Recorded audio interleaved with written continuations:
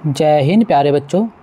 पिछली वीडियो में हमने कक्षा 7 के एनसीईआरटी की हिंदी की नई पुस्तक मल्लार के पाठ 4 पानी रे पानी के आधे प्रश्न उत्तर और गतिविधियों को हल किया था। इस वीडियो में बाकी प्रश्न उत्तर और गतिविधियों को हल करेंगे। अगर आपको हमारा ये वीडियो पसंद आए तो चैनल को लाइक, सब्सक्राइब और शेयर ज़रूर करें। चलो शुरुआत करते हैं पाठ से आगे। इसमें आपकी बात कि इसमें का प्रश्न देखेंगे, धरती की गुल्लक में जल राशि की कमी न होने के लिए इसके लिए आप क्या क्या प्रयास कर सकते हैं, अपने सहपाठियों के साथ चर्चा करके लिखिए।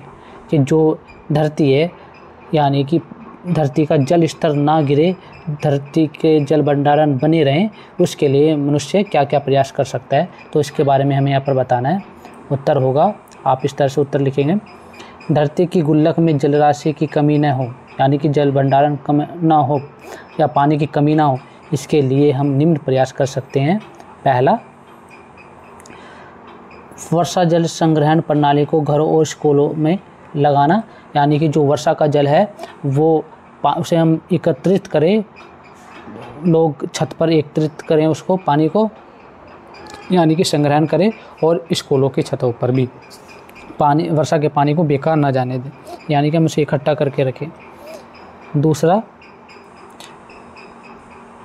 तालाबों और झीलों को साफ रखना और कचरा न फेंकना, यानी कि जो हमारे तालाब है, झील है हमारे आसपास, उनको साफ रखना है, उसमें ना ही कचरा फेंकना, ना गंदगी फैलाना, ना उन्हें पाटना यानी कि भरना, उन्हें एकदम साफ़ सुथरा रखें। दूसरा, पेड़ पौधे लगाना ताकि भूजल रिसाव बढ़े। जितने हम पेड़ पौधे लगाएंगे धरती पर, भूमि पर, उतना ही जल भंडारण हमारा बढ़ेगा। हमें अधिक से अधिक पेड़ पौधे लगाने चाहिए। चौथा, पानी का कम उपयोग करना, जितनी ज़रूरत है हमें उतना ही प्रयोग करना चाहिए पानी। जैसे नहाते समय बाल्टी का प्रयोग करें, ना कि हम सीधे टंकी में या और तरह से पानी को बर्बाद करते हैं, उससे बचें। आखिर देखो, लोगों को पानी बचाने के लिए जागरूक करना, यानी कि पानी के महत्व को बताना कि पानी कितना इम्पोर्टेंस है, अगर पानी नहीं होगा तो क्या क्या हो सकता है, तो लोगों को जागरूक करना है इस बारे में। इस पाठ में एक छोटे से खंड में जल चक्र की प्रक्रिया को प्रस्तुत किया गया है, यानी कि जो जल चक्र है, पानी जैसे समुद्र से वाष्प बनकर बादलों में मिलता है, बादल बारिश के रूप में आते हैं, फिर धरती पर गिरते हैं, फिर नदियों में मिलते हैं, नदियाँ फिर समुद्र में मिल जाती हैं, उसके बारे में बताया गया है। उस खंड की पहचान करें और जल चक्र को चित्र के माध्यम से भी प्रस्तुत करें, उस चित्र के बारे में भी बताएं।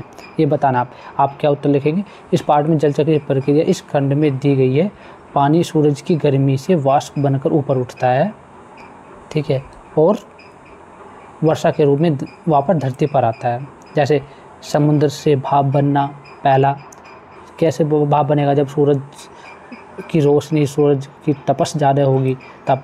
फिर बादल बन जाएंगे, फिर नदियाँ तालाबों में, मतलब जो बादल बरसेंगे, फिर नदियों तालाबों झीलों में पानी भर जाएगा, फिर नदी तालाब जाकर समुद्र में मिल जाएंगी, तो इससे वाष्प बनेगा, ठीक है। इस तरह से क्या होगा, जल चक्र होगा। तो जल चक्र का चित्र यहाँ पर आप देख सकते हैं। ये रहा जल चक्र का चित्र है, आपको देखो यहाँ पर, ये जल चक्र का चित्र है,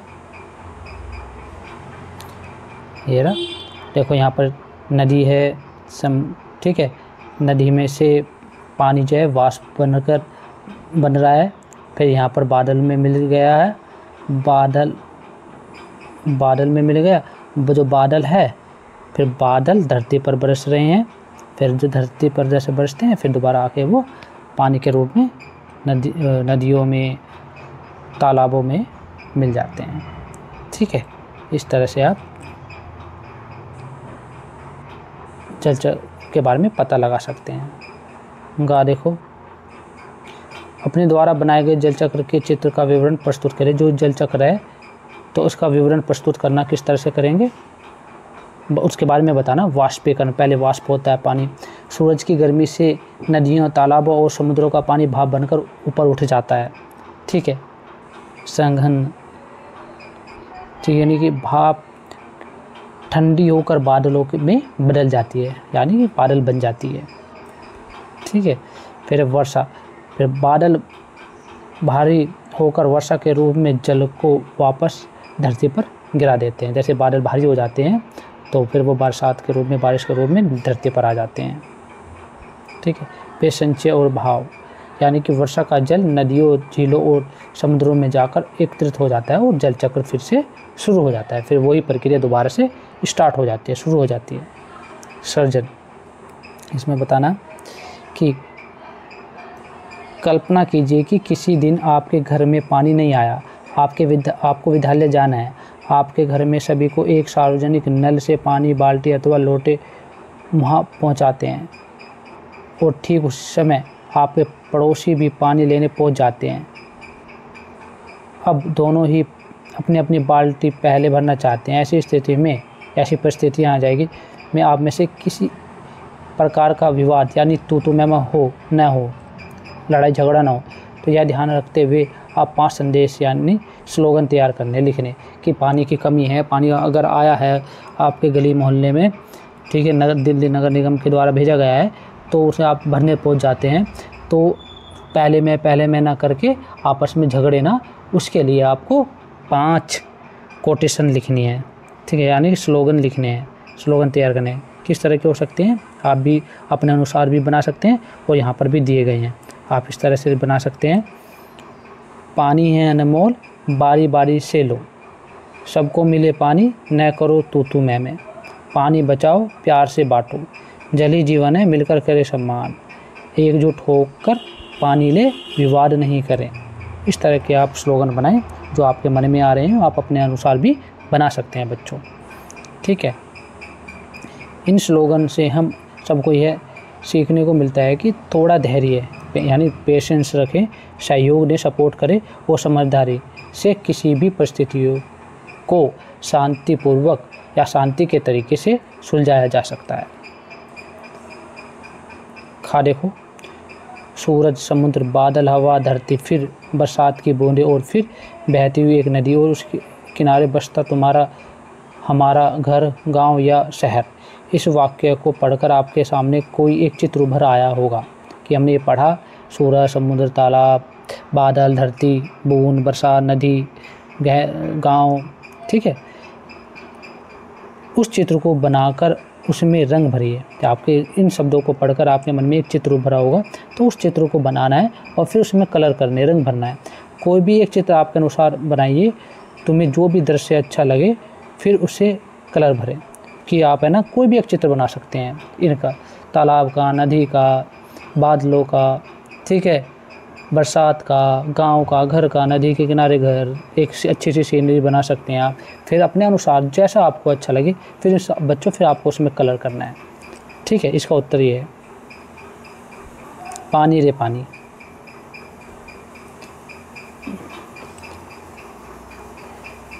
नीचे हम सबकी दिनचर्या से जुड़ी कुछ गतिविधियों के चित्र हैं, उन चित्रों पर बातचीत कीजिए और धरती पर पानी के संकट को कम करने में सहायक हैं उन चित्रों पर भी बात करें जो पानी की गुल्लक को जल्दी ही खाली कर सकते हैं। जो पानी के भंडारण में सहायक हैं यानी पानी के संकट को बढ़ावा नहीं देते, उनके बारे में भी बात करनी है। जो पानी की गुल्लक को जल्दी ही खाली कर रहे हैं, यानी कि धरती में जो पानी का भंडारण है वो ख़त्म होता जा रहा है। ठीक, तो यहाँ पर चित्र दिया गया है, ठीक है, जिसमें एक बच्चा नहा रहा है बाल्टी से, एक लड़की पौधों को पानी दे रही है, यहाँ पर पानी को स्टोर करके गया है और जिसे भरा जा रहा है। ठीक है, और यहाँ पर पानी को भरने के लिए गड्ढा बनाया जा रहा है। यहाँ पर पानी चल रहा है और बच्चा दातुन कर रहा है, ब्रश कर रहा है। यहाँ पर ड्रम में पानी भर रहा है। ठीक है, ये चित्र है, आप देखो, यहाँ पर 2 बच्चे पौधे लगा रहे हैं, पानी दे रहे हैं उसमें। यहाँ पर एक लड़की स्कूटी धो रही है और पानी के पाइप से। ठीक है, और यहाँ पर रोशनी जल रही है और कोई भी नहीं है, स्टूडेंट भी नहीं है। ठीक, तो इसमें बताना कि पानी के संकट को कम करने वाली जो गतिविधि है वो सबसे पहले ये हैं। पहला, वर्षा जल संग्रहण टैंक में पानी जमा करना, कि सबसे पहले अगर हमें वर्षा का जल संग्रहण करना है तो उसे टैंक में भरना होगा। दूसरा, तालाब की सफाई और रखरखाव, तालाब की सफाई करनी है, रख रखाव करना है, उससे भरने नहीं है, गंदगी नहीं फैलानी, उसमें कूड़ा नहीं डालना। पौधे लगाना जो भूजल रिसाव को बढ़ाता हो, पौधे लगाना है जो भूजल रिसाव को बढ़ाता है, भूजल भंडारण को समृद्ध बनाता है। कम पानी से नहाना और बर्तन धोना। यहाँ पर ये गतिविधि दी गई है जो पानी की गुल्लक को खाली करती हैं, जो इस प्रकार है। नल को खुला छोड़ देना, नल को हम खुला छोड़ देते हैं तो पानी बर्बाद होता है उससे। तालाबों में कचरा फेंकना, तालाबों में पानी में जो पानी भरा होता है उसमें कचरा फेंक देते हैं तो पानी बेकार हो जाता है, पीने योग्य नहीं रहता। अनावश्यक रूप से मोटर पंप का उपयोग करना, कि जितना पानी है की ज़रूरत होती है उससे ज़्यादा हम खर्च कर देते हैं, ठीक है। और जंगल काटना जिससे भूजल रिसाव कम हो, हमें जो हम जंगल काटते हैं उससे भी भूजल रिसाव कम होता है और पानी का जो भंडारण है नीचे वो कम होता चला जाता है। सबका पानी, सभी को अपनी आवश्यकता के अनुसार पर्याप्त पानी कैसे मिले, इस विषय पर एक परिचर्चा का आयोजन करें। परिचर्चा के मुख्य बिंदुओं को आधार बनाते हुए रिपोर्ट तैयार करें। परिचर्चा रिपोर्ट इस तरह से बनानी है, हमें इस तरह से तैयार करनी है। विषय, सभी को अपनी आवश्यकता के अनुसार पर्याप्त पानी कैसे मिले। स्थान, कक्षा 7। तिथि जो भी है, 5 जुलाई, 6 जुलाई, 7 जुलाई, 8 जुलाई, 10 जुलाई, जो भी है वो तिथि लिखेंगे, डेट। आयोजक, विज्ञान एवं पर्यावरण क्लब जिसने आयोजन किया है। मुख्य बिंदु जो हैं जो शामिल किए जाएंगे रिपोर्ट में, पहला, वर्षा जल संग्रहण, हर घर और स्कूल में वर्षा जल संग्रहण प्रणाली लगाई जाए जिससे पानी को बचाया जा सके बर्बाद होने से।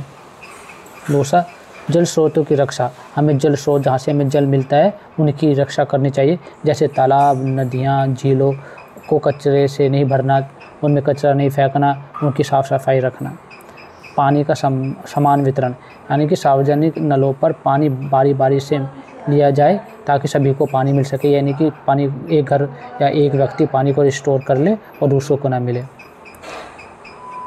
जागरूकता, लोगों को पानी बचाने के लिए जागरूक करना, जैसे कम पानी से काम करना। सरकारी प्रयास, स्थानीय प्रशासन द्वारा भूजल स्तर बढ़ाने के लिए योजनाएं से शुरू करनी चाहिए जिससे भूजल बढ़ सके। निष्कर्ष, सभी को पानी मिले इसके लिए सामूहिक प्रयास करें, जागरूकता फैलाएं, जल प्रबंधन करें, वर्षा के जल को संग्रहण करें। ठीक है बेटे, आगे देखो। दैनिक कार्यों में पानी, क्या आपने कभी यह जानने का प्रयास किया है कि आपके घर में एक दिन में औसतन कितना पानी खर्च होता है? अपने घर में पानी के उपयोग से जुड़ी एक तालिका बनाइए। इस तालिका के आधार पर पता लगाइए कि घर के कार्यों में एक दिन में लगभग कितना पानी खर्च होता है। बाल्टी, घड़े या किसी अन्य बर्तन को माप कर बना सकते हैं, मापक यानी कि इसमें कितना लीटर पानी आता है उसे देख सकते हैं। आगे देखो, आपके माँ और पिता या घर के अन्य सदस्य पानी बचाने के लिए क्या क्या उपाय करते हैं। अभी आपको क्या करना है, हाँ, मैंने ये जानने की कोशिश की है कि मेरे घर में एक दिन में औसतन कितना पानी खर्च होता है। इस प्रकार तालिका इस प्रकार है। कार्य, नहाने का, बर्तन धोने का, कपड़े धोने का, पीने और खाना पकाने के लिए पानी का प्रयोग और पौधों में पानी देना, ये सारी गतिविधियां मेरे घर में होती हैं पानी से संबंधित। तो उसमें नहाने में 2 बाल्टी अनुमानित, बर्तन धोने में 1 बाल्टी, कपड़े धोने में 2 बाल्टी, पीने के और खाना बनाने में 1 बाल्टी, पौधे को पानी देने में 1 बाल्टी। जो 2 बाल्टी में आता है वो पानी 20 लीटर आता है। 1 बाल्टी में 10 लीटर, 2 बाल्टी में 20 लीटर, यहाँ पर 10 लीटर, यहाँ पर 10 लीटर, टोटल 70 लीटर पानी खर्च होता है। टोटल 7 बाल्टी। ठीक है, इस तरह से आप तालिका बना सकते हैं। आगे देखो, पानी बचाने के उपाय। मेरी माँ बर्तन धोते समय नल को बंद रखती है जिससे पानी व्यर्थ न जाए, बेकार न जाए। पिताजी गाड़ी धोने में बाल्टी का उपयोग करते हैं, डायरेक्ट पाइप से नहीं धोते जिससे पानी की बर्बादी ना हो। मैं पौधों को नहाने के बाद बचे पानी से सींचता हूँ या सींचती हूँ जिससे पानी की बर्बादी ना हो सके, उस पानी को भी उपयोग में लाया जा सके। अगला प्रश्न, क्या पानी का उपयोग अनावश्यक रूप से किया जा रहा है? यदि हाँ तो कहाँ और कैसे? आप उत्तर देखेंगे हाँ, आज के समय में पानी का प्रयोग है वो कई स्थानों पर अनावश्यक रूप से किया जा रहा है। यह समस्या शहरी और ग्रामीण दोनों क्षेत्रों में देखने को मिलती है और इसके पीछे निम्न कारण है। पहले घरेलू स्तर पर नल खुला छोड़ देना, जैसे ब्रश करते वक्त, बर्तन धोते वक्त, कपड़े धोते वक्त इत्यादि। दूसरा, गाड़ियों की धुलाई डायरेक्ट करना, मतलब पाइपों से करना, पानी की बर्बादी होती है। बागवानी में अत्यधिक पानी देना, यानी कि जो अपनी छतों पर, गार्डन में पेड़ पौधे लगा लेते हैं उनमें अधिक मात्रा में पानी दे देना, जितनी ज़रूरत नहीं उससे ज़्यादा दे देना। खराब जल प्रबंधन, यानी कि पानी की रख रखाव सही से न होना। पानी की अधिक मांग वाली फसलें उगाई जाती हैं जिससे पानी की बर्बादी होती है। प्रक्रिया में अधिक पानी का उपयोग, या कि हम कोई भी काम करते हैं, ठीक है, उस पानी से संबंधित उसमें अधिक प्रयोग करते हैं पानी का, उसे ना करें। लीकेज वाली पाइप लाइनों से पानी का रिसाव होता है जिससे पानी की बर्बादी होती है। सार्वजनिक नलों और फव्वारों का बहना लगातार, पानी बर्बाद होता है इससे। साफ सफाई में अत्यधिक पानी का खर्च होना। आपके घर में दैनिक आवश्यकताओं की पूर्ति के लिए पानी का संचय कैसे और किन पात्रों में किया जाता है? उत्तर लिखेंगे आप। हमारे घर में पानी का जो संचय है या संग्रह है या पानी को रखा जाता है, बाल्टी, टंकी या मटकों में किया जाता है। टंकी की मदद से ऊपरी मंजिल पर भी पानी पहुंच जाता है, जिससे हम धीरे धीरे पानी का उपयोग अपने दैनिक कार्यों में करते हैं। जन सुविधाओं के रूप में जल किस तरह, नीचे दिए गए चित्र को ध्यान से देखें। ये चित्र है, यहाँ पर पानी भरने के लिए लाइन लगी हुई है, ठीक है, टंकी के पास। यहाँ पर टैंकर आया नगर निगम का, यहाँ पर पानी भर रहे हैं लोग।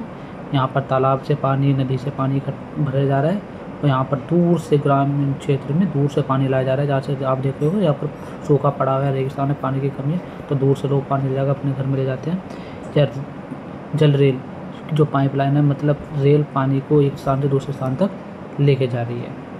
तो इसमें ध्यान से देखो। इन चित्रों के आधार पर जल आपूर्ति की स्थिति के बारे में अपने साथियों से चर्चा कीजिए और उसका विवरण लिखिए। आप इस तरह से इसका उत्तर देंगे।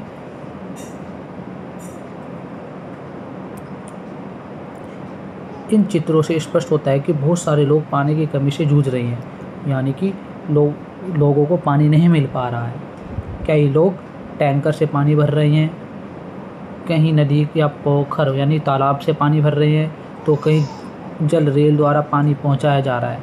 यह स्थिति बताते हैं कि जल संकट बहुत गंभीर है और सब जगह पर्याप्त जल आपूर्ति नहीं हो पा रही है, जिससे लोग पानी की कमी से जूझ रहे हैं। हम जल बचाने की आदत डालनी चाहिए और जल संरक्षण यानी कि जल को सुरक्षित रखना के बारे में सोचना चाहिए, उनके उपायों के बारे में सोचना चाहिए, जैसे वर्षा जल संचय करना, टपक सिंचाई या रिसाव रोकना आदि। बिन पानी सब सून। यहाँ देखो का पाठ में भूजल स्तर कम होने के कुछ कारण बताए गए हैं, जैसे तालाबों में कचरा फेंक कर उन्हें भर देना। भूजल कम होने के और क्या क्या कारण हो सकते हैं, पता लगाइए और कक्षा में प्रस्तुत कीजिए। यानी कि जो धरती का जो जल स्तर है वो कम हो रहा है, भूजल भंडारण कम हो रहा है, उसके क्या क्या कारण हो सकते हैं। तो देखते हैं आगे। इसका उत्तर निम्न है। भूजल स्तर कम होने के कारण इस प्रकार हो सकते हैं। जंगल की कटाई जिससे वर्षा कम होती है, अधिक खेती के लिए भूजल का अत्यधिक उपयोग होना, जितनी ज़रूरत है उससे ज़्यादा, फैक्ट्री द्वारा पानी का दुरुपयोग होना, सीमेंट की सड़कों और इमारतों से पानी का रिसाव कम होना, तो जिससे पानी धरती में नहीं पहुंच पाता और भूजल धीरे धीरे गिरता जा रहा है। आगे देखो अगला खा। भूजल स्तर की कमी से हमें आजकल किन कठिनाइयों का सामना करना पड़ा है? हमें निम्न कठिनाइयों का सामना करना पड़ रहा है। आप लिखेंगे कि नलों में पानी की कमी हो गई है, जिससे पानी नहीं मिल पाता, जिससे लोग रात को या सुबह जल्दी पानी भरते हैं। खेती के लिए पानी न मिलना, जिससे फसलें बर्बाद हो जाती हैं। गर्मियों में सूखा पड़ना, पानी की लंबी लाइनें लग जाती है, पानी जब नहीं मिल पाता गर्मियों में, ठीक है बेटे।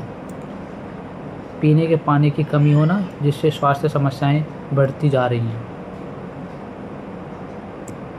आपके विद्यालय गांव या शहर के स्थानीय प्रशासन द्वारा भूजल बढ़ाने के क्या क्या उपाय या प्रयास किए जा रहे हैं, पता लगाइए। इसका बताना है कि भूजल भंडारण को बढ़ाने के लिए क्या क्या प्रयास किए जा रहे हैं, उसके बारे में लिखना। तो प्रशासन के द्वारा निम्न प्रयास किए जा रहे हैं, इसे लिखेंगे। वर्षा जल संग्रहण के लिए स्कूलों और सरकारी भवनों में टैंक बनाए जा रहे हैं। तालाबों की सफाई और उनको गहराई को बढ़ाया जा रहा है जिससे पानी ज़्यादा हो सके। सफाई की जा रही है तालाबों की। पेड़ लगाने के लिए अभियान चलाए जा रहे हैं। भूजल उपयोग में निम्न और नियम बनाए जा रहे हैं जिससे अधिक गहरे बोरवेल पर रोक लगे। बोरवेल यानी जो ट्वेल होती हैं उनसे पानी ज़्यादा से ज़्यादा ना निकाला जाए भूजल स्तर से, ठीक है, उन पर रोक लगाई जा रही है। यह भी जानें। आगे देखें, वर्षा जल संग्रहण वो क्या होता है।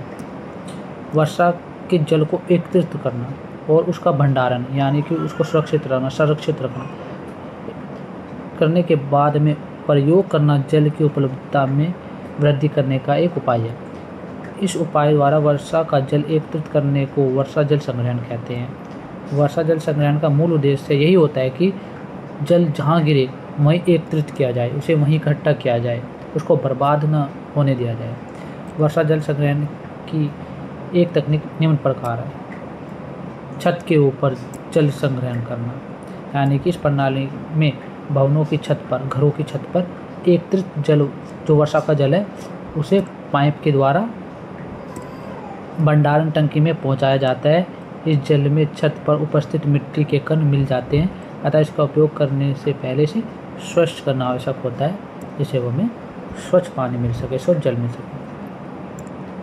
अपने घर या विद्यालय के आसपास मोहल्ले या गाँवों में पता लगाइए कि वर्षा जल संग्रहण की कोई विधि अपनाई जा रही है या नहीं। यदि हाँ तो कौन कौन सी विधि अपनाई जा रही है उसके विषय में लिखिए। यदि नहीं तो अपने शिक्षक या परिजनों की सहायता से इस विषय में समाचार पत्र के संपादक को एक पत्र लिखिए कि वर्षा के जल संग्रहण किया जाए, लोगों को जागरूक किया जाए। तो एक पत्र लिखना संपादक को समाचार पत्र के वर्षा जल संग्रहण पर एक पत्र। मेरे मोहल्ले या गांव या विद्यालय में वर्षा जल संग्रहण की एक विधि अपनाई जा रही है। हमारे यहाँ छतों पर वर्षा जल संग्रहण की व्यवस्था है। छत पर गिरे हुए पानी को पाइप के माध्यम से एक टंकी में एकत्रित किया जाता है और उस पानी का उपयोग करने से पहले से साफ़ किया जाता है ताकि इसमें छत की मिट्टी और गंदगी न रहे, जिससे जल की बचत होती है और सूखे के समय पानी की उपलब्धता बनी रहती है। यानी कि जब पानी की अधिक आवश्यकता होती है तो इसका उपयोग किया जा सके। यदि आपके गांव मोहल्ले में ऐसी व्यवस्था नहीं है तो आप इस प्रकार का पत्र भी लिख सकते हैं, ठीक है। समाचार पत्र के संपादक को पत्र इस प्रकार लिखेंगे आप। संपादक महोदय,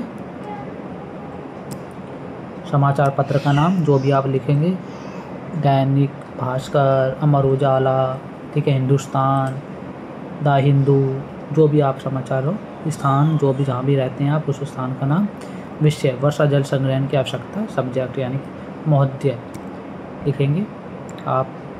वर्तमान समय में जल संकट एक गंभीर समस्या बनता जा रहा है। हमारे गांव, मोहल्ले, विद्यालय में वर्षा जल संग्रहण की कोई व्यवस्था नहीं है। यदि हम वर्षा के जल को इकट्ठा करके सही तरीके से संग्रहित करें, इकट्ठा करें, सुरक्षित रखें तो जल की उपलब्धता बढ़ाई जा सकती है, यानी कि जल की कमी को दूर किया जा सकता है और सूखे के समय इसका लाभ उठाया जा सकता है। मैं आपसे निवेदन करता हूं कि इस विषय पर जागरूकता बढ़ाने के लिए समाचार पत्र में एक लेख प्रकाशित करें जिससे लोग जागरूक हो सके, लोगों तक पहुंचा जा सके ये बात, ताकि अधिक से अधिक लोग वर्षा जल संग्रहण के महत्व को समझ सकें और इसे अपनाएं। धन्यवाद। आपका विश्वासी। यहाँ पर नाम लिखेंगे अपना और यहाँ पर स्थान लिख देंगे, ठीक है। आज की पहेली। जल के प्राकृतिक स्रोत जो हैं वर्षा है, नदी है, झील है और तालाब है। दिए गए वर्ग में, ये जो वर्ग है, वर्ग पहेली में इन प्राकृतिक स्रोतों के समानार्थी शब्द ढूंढिए और लिखिए। समानार्थी यानी पर्यायवाची शब्द ढूंढने और लिखने हैं। तो इसमें आप पहले वर्षा का देखेंगे। वर्षा का है 2 शब्द हैं यहाँ पर, मेह और बारिश, हो गया। फिर उसके बाद है नदी। नदी के है प्रवाहिनी, एक ये रहा, और दूसरा तटेनी और तरंगणी, एक ये किसके हो गए? नदी के। अब देखते हैं तालाब के यानी झील के। झील का है जलाशय, ताल, ठीक है बेटे, और सरोवर। यहाँ पर बनेगा बेटे सरोवर,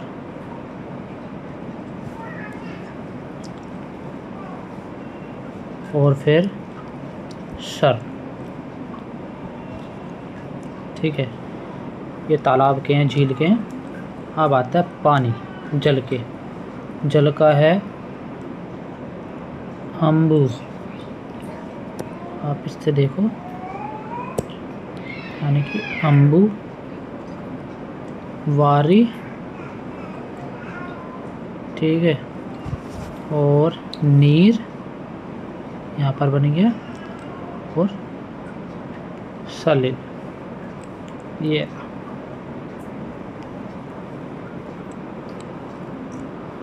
अगला क्वेश्चन देखें, यहाँ पर भी लिख रखा है बच्चों, देखो,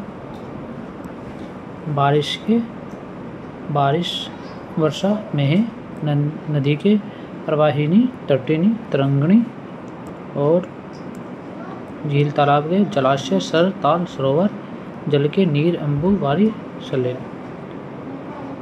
खोजबीन।